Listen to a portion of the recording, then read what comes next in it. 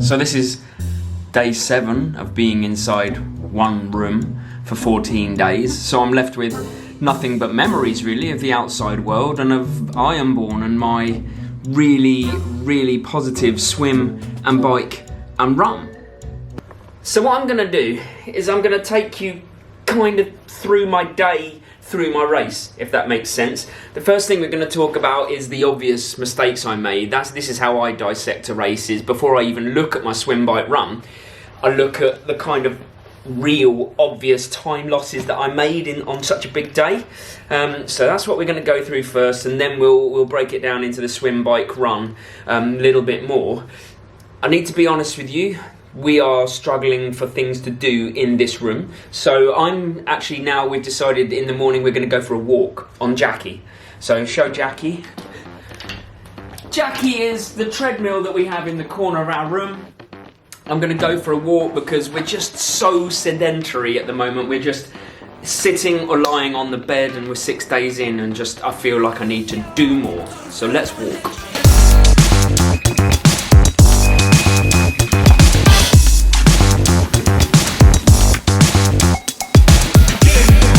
So for the major time savings, what I tried to do was look at where I made the obvious mistakes during the day, the kind of frustrations, I guess. And I think I've got about 7, but we're not going to go into great detail on them. I'm just going to talk you through them quickly.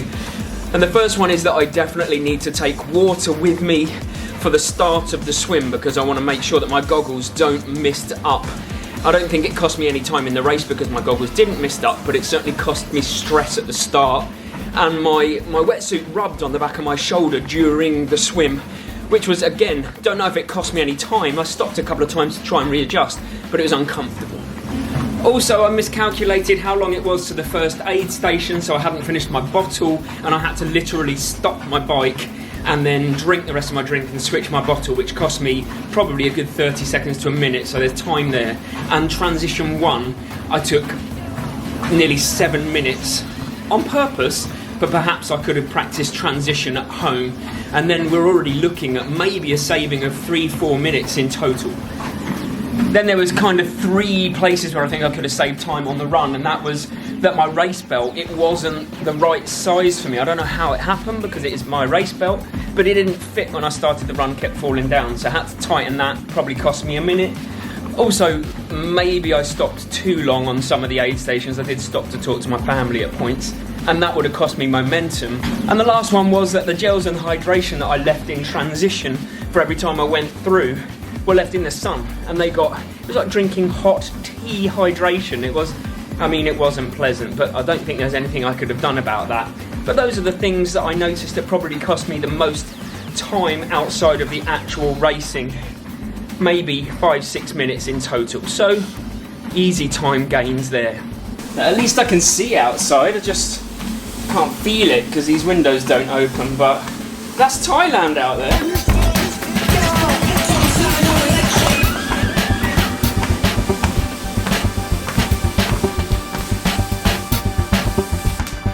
You know, it's actually hard to be critical of a race that I think went really well, but this is what we do, right? As athletes, we want to be better, even if it's marginal gains of 1%. So we look at where we can improve, even if we think it went really well. And like I said before, my swim, bike, run went really well for me, so it's hard to look at it with a critical eye, but I'm gonna try. And we're gonna talk about the swim first. I probably just need to wash. That's one thing about being in a room for so many days, you start feeling like stale. Stale? It's not a nice thing to describe, is it? But it is what it is. I've got my vitamin C. I've still got my run to do. I've only done a walk. What are you doing now? I'm doing a walk. Saturday morning stroll. That's what I like to call it. Let's imagine that we're walking down the moos. They're called moobans, I think, the roads here. Yeah, mooban. Yeah. Okay, well you enjoy your walk and I'm gonna pick apart the swim. I will. Good. It's like when the waiter gives you your food and says, enjoy your meal, and you go, you too. Yeah.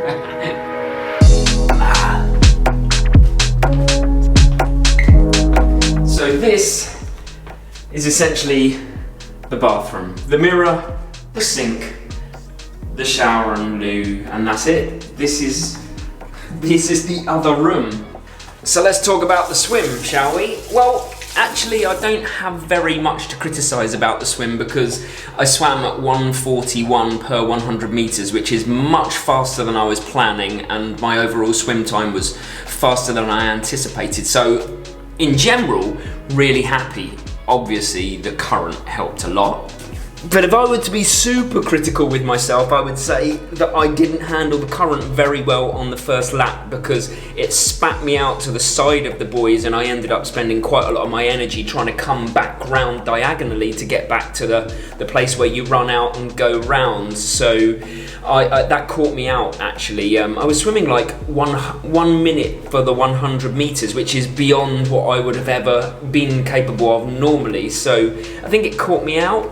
But I kind of made in-race adjustments, so in the second lap I tried to swim closer to the buoys and I tried to cut a harder turn so that I didn't swim quite so far. And you'll probably see for the majority of the athletes actually, they were swimming over 4,000 metres instead of 3,800, purely because of that current spitting you out and making it harder.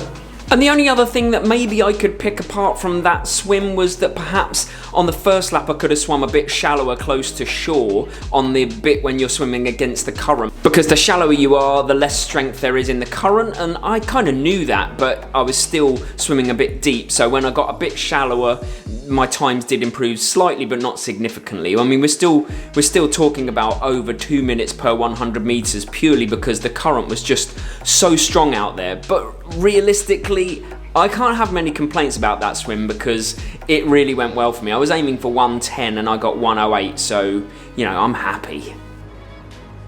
Next onto the bike, and this is always a moment of trepidation for me, is checking the bike after the flight. And by the way, you should probably check it in the airport, but we're 6 days out and I didn't because of the stress of the airport. But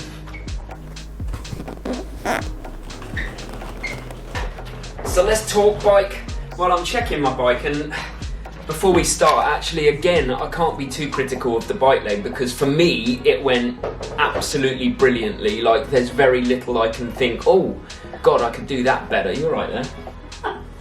I'm trying to do something, but I didn't want to be in the background messing it up. I'll just get this towel. I'm going to do my morning routine. Okay, Mary's doing her morning routine. It's a bit intense when there's only one room to film videos, but we get it, we make it work.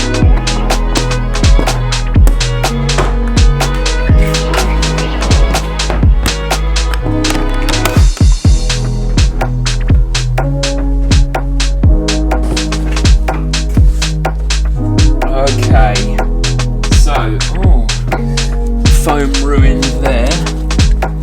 You know what? Considering that's just come from the other side of the world, I'm pretty happy with that. Just seems like bits have moved around in the box, but overall pretty happy. Like I was with the bike leg in general when I was racing. Clever little link there. I think they call it a segue in TV. So the bike.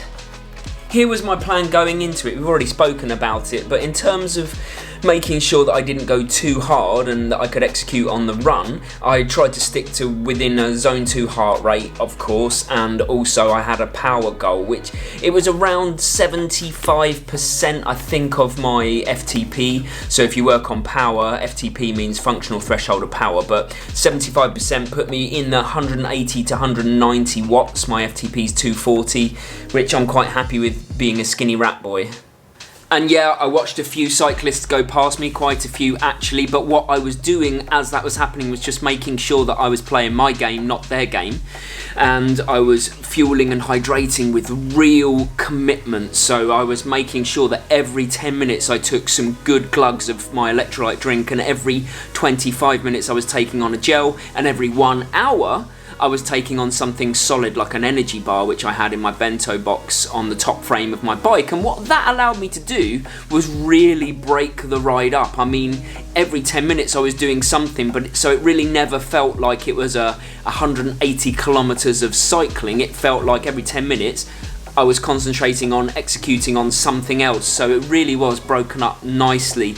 And yes, it wasn't the fastest bike time on the day by any stretch of the imagination, but for me, holding 32 kilometers an hour which is 20 miles an hour for the entire ride, including 2 pretty big climbs. I couldn't have been happier. I was really chuffed with that. But the last thing about the bike that I want to touch on is that I forced myself to drink and eat at points. There was points within the middle of the race that I really didn't want to hydrate or eat some food or take on a gel, but I made myself, because I kept saying this is not for the bike, it's to come back for the run. This is the fuel you need to execute a good run. And we'll talk about the run, because that did definitely pay dividends in a big way.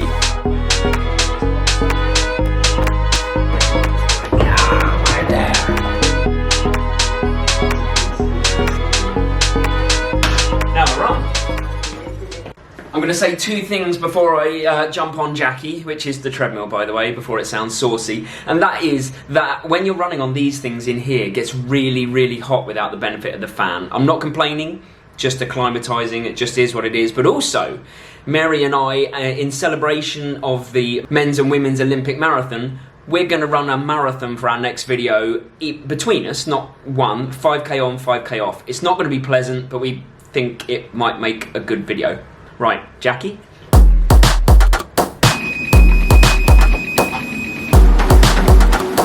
Oh my god, it is hotter than you think on a treadmill with no fan, but I'm giving it a good go. I'm actually only running at my base pace, but it feels so much harder. But let me talk you through my race strategy and how it panned out on the day. And the first thing to know really about my pace on the run is that I didn't have a plan for my pace on the run. I never thought about the pace. I thought about keeping my heart rate in zone 2. That was the most important thing for me, is keep it in the aerobic zone so that I don't blow up, and then see what pace is in the legs. And my physical approach was to have a drink at every aid station, a gel every 30 minutes, and walk every aid station. But you already know all that. It was more my mental approach and how physically it panned out for me. The mental approach, I think, for a marathon in an Ironman or long distance triathlon is really important. And speaking to a friend of mine, I was saying, I can't believe physically you have to run a marathon after you've just done that bike. And he said, you don't run a marathon, you run 8 park runs and then a little bit. And again, like with the fueling on the bike, chunking the run really worked for me. Putting it into chunks, just doing a 5k park run, then a 5k park run. That was just such a mega tactic, and it worked so nicely. And I'll put my data on the screen here, but looking at it, as you can see, my pace started quite high, roughly 420s, 430s per kilometre, and it dipped down as the race went on, 445s, 450s, some 5-minute ones to finish.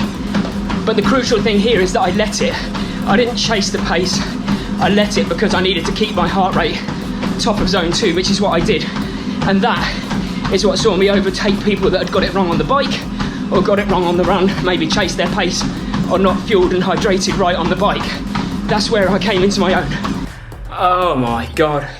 Let's see the sweat dripping off me. I've got to do that 4 times tomorrow. That's the plan in theory anyway, 4 and a bit times, if Mary and I are going to run a marathon between us. Anyway, back to Ironborn. I was getting sidetracked there. Now, the last thing I would do is I would think, what would I need to do in training to make up that time in the swim, the bike and the run? And that's the last bit I'm going to touch on. Just need a shower. Oh, Madone. We're going to be sweaty messes tomorrow by the end of that half marathon each. I can tell you that much. But it's going to be a good challenge. So going back to the race, talking about how I might make the in-race gains. Of course, I've talked about how I'll make the easy minutes from the mistakes that I made in the race, but how am I going to get faster over the swim, bike or run? And where are my priorities going to be? For me, that's quite simple. The first thing is to keep consistent. Don't do anything splashy or flashy, because what I was doing was working. However, if I wanted to get faster in the bike or the swim, and obviously I need to prioritise, then I need to look at what time cost that is going to have in training. And for me, I would say 2 to 3 extra hours of training a week, let's say in the swim, might make me about 4 or 5 minutes faster potentially. I think I could still get there with the amount that I have been swimming with consistency.